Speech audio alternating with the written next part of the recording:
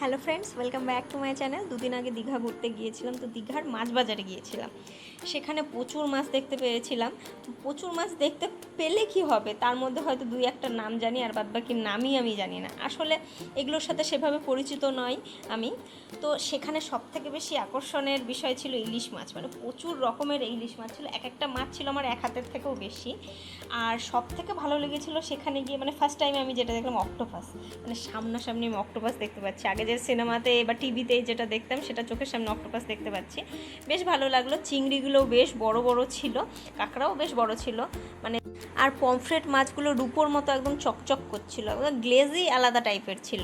আর শুটকির তো ভ্যারাইটি, মানে কি বলবো, প্রচুর শুটকি ছিল। ইলিশ মাছও ফার্স্ট টাইম আমি শুটকি দেওয়া দেখলাম, আগে কোনো দিনও আমি ইলিশ মাছ শুটকি দেখিনি। আর এত ধরনের মাছের শুটকি নামই আমি জানি না কী কী। যাই হোক, খুব ভালো লাগলো ঘুরে। মাছ বাজারটার গন্ধটাও খুব ভালো ছিল। তো যাই হোক, টাটা, বাই বাই।